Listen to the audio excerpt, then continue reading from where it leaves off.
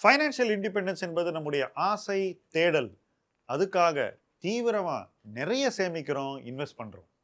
ஆனா முறையா சரியான இடத்துல இன்வெஸ்ட் பண்றோமா? பெரும்பாலும் கேள்விக்குறிதான். ஆனா சரியான நேரத்துல சரியான இடத்துல இன்வெஸ்ட் பண்ணதுனால தான் எங்களுடைய M2W கிளைண்ட்ஸ்னால கோல்டு, சில்வர்ல உரிய நேரத்துல இன்வெஸ்ட் பண்ணி வெளியே வர முடிஞ்சுது. இப்படி எல்லா இன்வெஸ்ட்மெண்ட்லையும் உரிய இடத்துல உரிய நேரத்துல இன்வெஸ்ட் பண்றதும், போதுமான நேரத்துக்கு அதை ஓன் பண்றதும், விற்க வேண்டிய நேரத்துல விற்கிறதும் உங்க லைஃப்ல நடந்தா ஃபைனான்சியல் இண்டிபெண்டன்ஸ் உங்களுக்கு சீக்கிரம் வந்து சேரும். அதை பத்தி இன்னும் நிறைய தெரிஞ்சுக்கணும் அப்படின்னு ஆசையா 10 மடங்கு உங்க முதலீட்டை எப்படி வளர்ப்பது, 10x இன்வெஸ்டிங் எப்படி உங்க லைஃப்ல வேலை செய்யணும் என்பதை தெரிந்து கொள்ள ஆர்வமா? ஃபைனான்சியல் இண்டிபெண்டன்ஸ் பற்றி ஆகஸ்ட் 15 அன்னைக்கு 4 மணிக்கு தமிழில் நான் உங்களோட பேச போகிறேன். அந்த வெபினாரில் நீங்கள் பங்கேற்க கீழே இருக்கிற லிங்கை கிளிக் பண்ணி ரெஜிஸ்டர் பண்ணுங்க. சந்திக்கலாம்.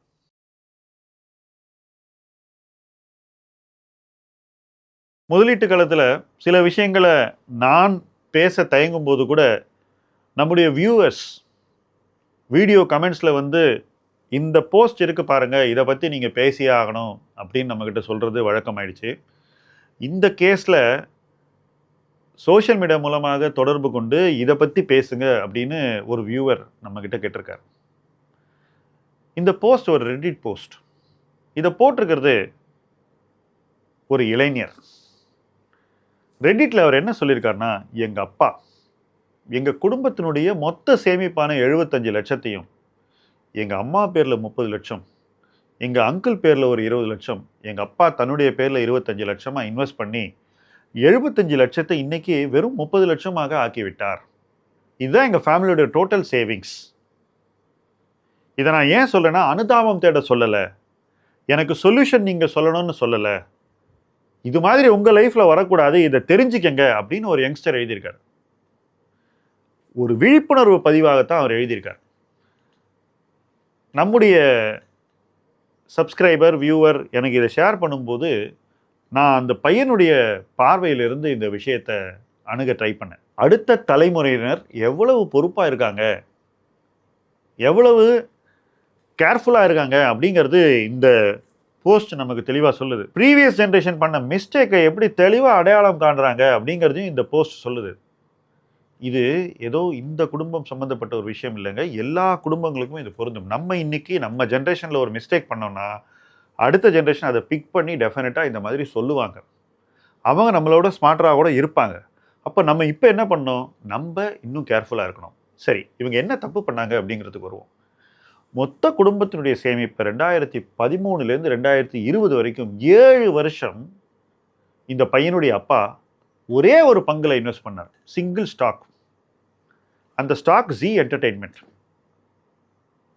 இப்போ அந்த கம்பெனியுடைய மெரிட்டை பற்றியெல்லாம் நான் பேச போகிறதில்ல, அந்த கம்பெனியை பற்றின கமெண்ட்ரியெல்லாம் நான் பண்ண போகிறதில்ல.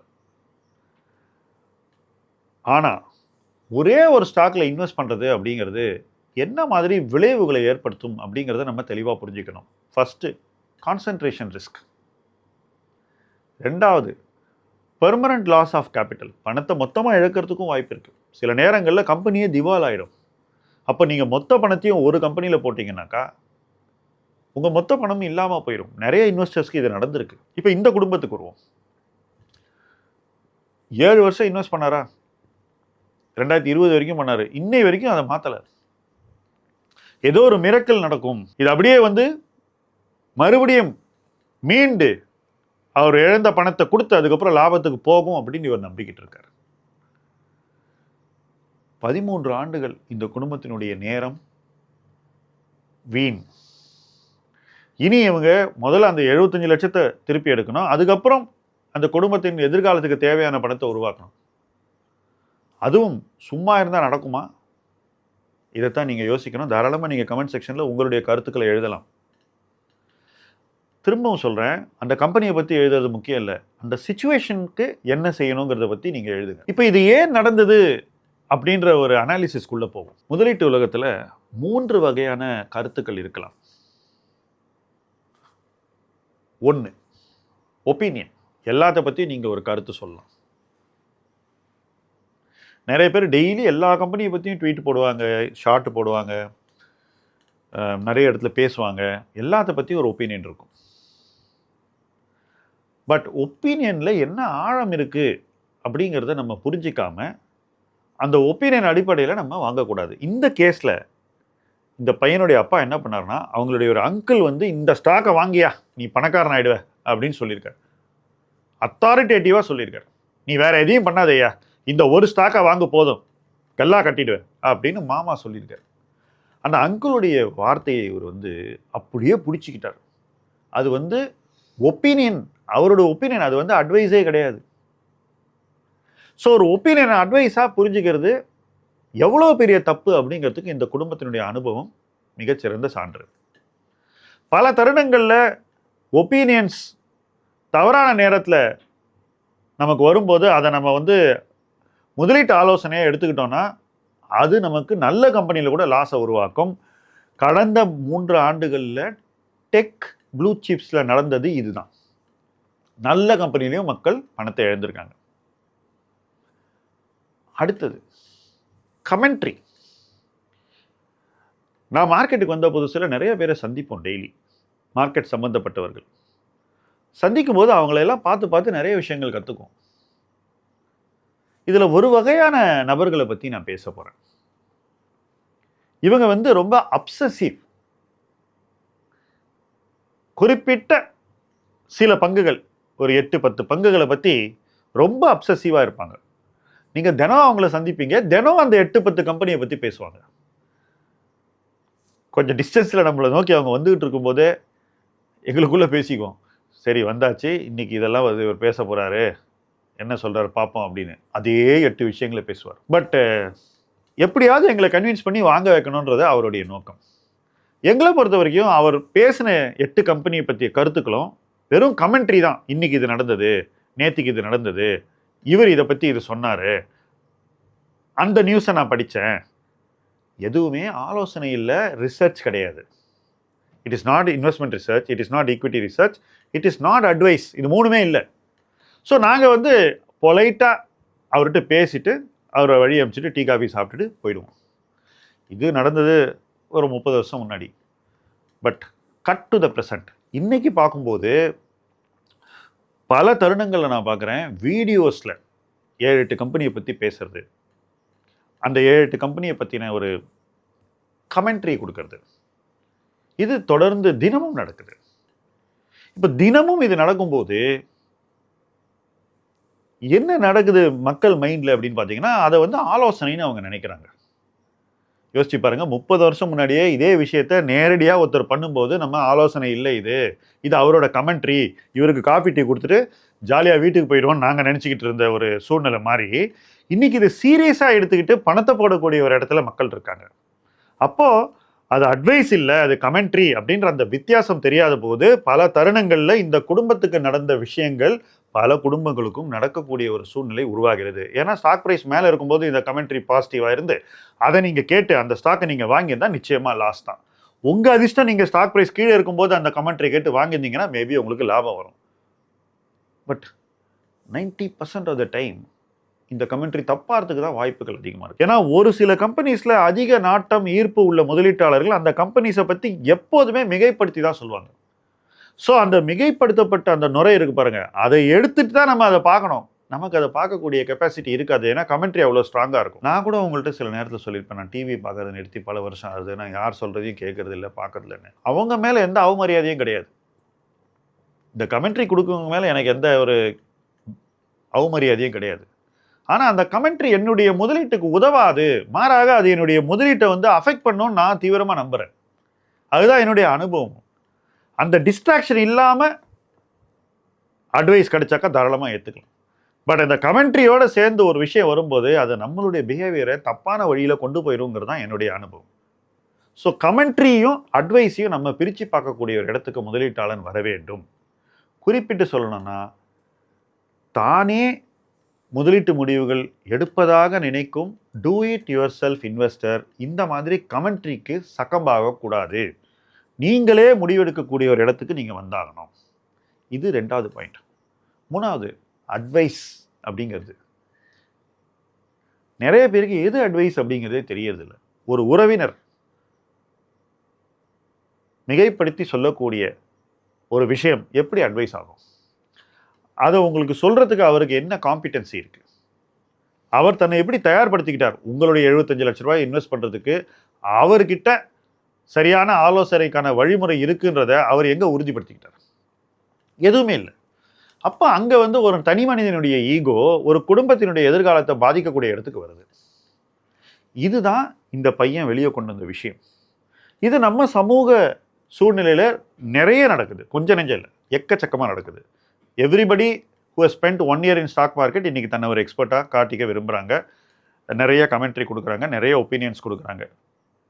பட் இந்த ஒப்பீனியனும் கமெண்ட்ரியும் அட்வைஸ் இல்லை அப்படிங்கிறத புரிஞ்சுக்கிட்டா மட்டும்தான் இந்த மாதிரி லாஸஸை ஒருத்தர் அவாய்ட் பண்ண முடியும். இந்த மாதிரி லாஸ் அவாய்ட் பண்ணுறது முக்கியம் இல்லைங்க. 13 வருஷம் டைமை யார் திருப்பி கொடுப்பாங்க இந்த ஃபேமிலிக்கு? ஏன்னா மார்க்கெட்டில் டைம் ரொம்ப வேகமாக போயிடும். ஒரு ஸ்டாக்ல ஒரு தப்பு பண்ணிட்டு சரியா போயிடும் சரியா போயிடும் சரியா போயிடும் வெயிட் பண்றச்ச 5 வருஷங்கிறது இப்படின்றதுக்குள்ள முடிஞ்சு போயிடும். அப்போ நீங்க மாறலனா இன்னும் டைம் போயிட்டே இருக்கும். இழந்த நேரத்தை மீட்பது என்பது நடக்காத காரியம். ஸோ ஒரு பக்கம் தவறு நடக்குது, தவறிலிருந்து இழந்த பணத்தை மீட்டு எடுக்கணும். அதை நீங்க சீக்கிரம் பண்ணலன்னா இழந்த நேரத்தை மீட்டு எடுக்கவே முடியாது. இதுல இன்னொரு முக்கியமான பாடம். இப்போ இதே மாதிரியான சிச்சுவேஷன் நிறைய பேர் இருக்காங்க. அவங்க என்ன பண்ணலாம்? ஃபர்ஸ்ட், கான்சென்ட்ரேஷன் ரிஸ்க் இருந்தாக்கா நிச்சயமாக அதை குறைக்க வேண்டும். ரெண்டாவது, உங்களால் ஒரு விஷயத்தை பண்ண முடியல அப்படின்னு தெரிஞ்சாக்கா சரியான ஆலோசகர்களினுடைய வழிகாட்டுதலின்படி நீங்கள் பயணிக்க வேண்டும். அட்லீஸ்ட் இதுக்கு மேலே டேமேஜ் இருக்காது. இந்த கேபிட்டல்லேருந்து சால்வேஜ் பண்ணி நீங்கள் திரும்பவும் ஒரு பெட்டர் பிளேஸுக்கு போக முடியும். அதுக்கு டைம் ஆகும். பட் நீங்கள் டிலே பண்ண அது நடக்காமலே போயிடும். ஸோ டைம்லியான டிசைசிவ் ஆக்ஷனை நீங்கள் எடுத்தீங்கன்னாக்கா ஃபஸ்ட்டு இந்த போர்ட்ஃபோலியோவை திருத்தணும். மேலும் செய்யக்கூடிய முடிவுகளை பொறுப்போடு செய்ய வேண்டும். லாஸ் வராத ஒரு வகையில் முதலீடு செய்யக்கூடிய ஒரு வழிமுறையை நீங்கள் உங்களுக்காக உருவாக்கி கொள்ள வேண்டும்.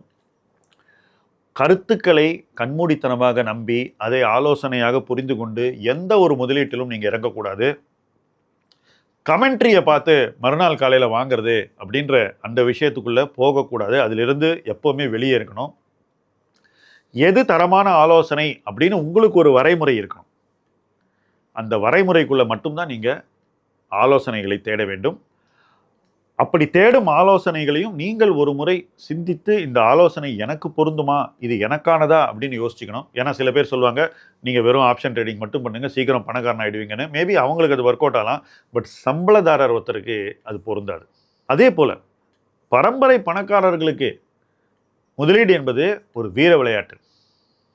ஆனால் மிடில் கிளாஸ்க்கு அது அப்படி இல்லை. மிடில் கிளாஸ்க்கு ஈக்விட்டி மார்க்கெட் அவங்களுடைய ரிட்டையர்மெண்ட் கார்பஸை உருவாக்குவதற்கும் அவங்களுடைய வெல்த் கார்பஸை கிரியேட் பண்ணுறதுக்கும் அதுக்கு முன்னாடி அவங்க லைஃப்பில் அவங்க செய்ய வேண்டிய பொறுப்புகள், பிள்ளைகளை படிக்க வைப்பது, அவங்களுக்கு திருமணம் செய்வது, நீங்கள் வீடு வாங்குறது, செட்டில் ஆகிறது, ட்ராவல் பண்ணுறது, நிறைய விஷயங்கள் நீங்கள் பண்ணணும் இருக்கு இல்லையா? அதுக்கெல்லாம் ஈக்விட்டிங்கிற அசட் கிளாஸில் நம்ம அனுபவிக்கக்கூடிய அந்த ஜேர்னி, ஈக்விட்டி மூலமாக நமக்கு கிடைக்கக்கூடிய காம்பவுண்டிங் ரொம்ப அத்தியாவசியம். அந்த தேவை நிறைய பணம் உள்ளவங்களுடைய தேவையிலிருந்து மாறுபடுகிறது. 2 பேரும் ஈக்விட்டியில் தான் இன்வெஸ்ட் பண்ணுறீங்க. ஆனால் மிடில் கிளாஸுடைய தேவை வேற, பெரும் பணக்காரனுடைய தேவை வேற. ஏன்னா நிறைய பெரும் பணக்காரர்களோடு நான் பழகி இருக்கிறேன், பார்க்கிறேன்.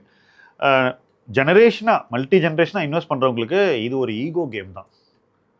எனக்கு அதெல்லாம் இருக்குது, என்னை யாராலும் டச் பண்ண முடியாது, எங்கிட்ட பெரிய போர்ட்ஃபோலியோ இருக்குன்னு அப்படி தான் ஆரம்பிக்கும் கான்வர்சேஷனே. எங்கிட்ட எத்தனையோ பேர் பேசியிருக்காங்க இந்த மாதிரி. ஸோ அது அப்படியே வெரி குட், அந்த பெரியவங்களோட பெருமையை பேசிட்டு நம்ம போயிட வேண்டியதான். உங்கள் அப்பா இது பண்ணது பெரிய விஷயம், அது உண்மைதான். இதில் ஒன்றும் நம்ம தப்பாக சொல்கிறதுக்கு ஒன்றும் இல்லை. அதையெல்லாம் நம்ம பெருமையாக பேசிட்டு நம்ம காஃபி சாப்பிட்டுட்டு எழுந்து வீட்டுக்கு போயிட வேண்டியதான். ஆனால் மிடில் கிளாஸ் பர்சன்ட்டை நம்ம அப்படி இருக்க முடியாது. ஏன்னா அவங்களுடைய தேவைகள் வேறு, அவங்களுடைய நோக்கங்கள் வேறு, அவங்களுடைய டைம் லைன்ஸ் வேறு, லைஃப்பில் மைல்ஸ்டோன்ஸ் வேறு, ரெஸ்பான்சிபிலிட்டிஸ் வேறு.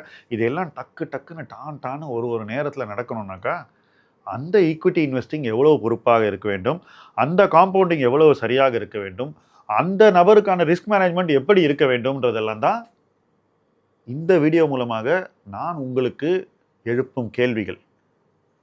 இதைத்தான் நீங்க தேடி போகணும். இதை நீங்க தேடி போயிட்டீங்கன்னாக்கா இந்த குடும்பத்துக்கு நடந்த மாதிரி உங்களுக்கு நடக்காது. அப்படியே உங்களுக்கு நடந்திருந்தாலும் அந்த அனுபவத்திலிருந்து நீங்க வெளியே வந்துட்டு ஒரு பெட்டர் பிளேஸை நோக்கி போவீங்க. அந்த இடத்தை நோக்கி இணைந்து பயணிப்போம். முதலீட்டு களம் உங்கள் களம். நன்றி.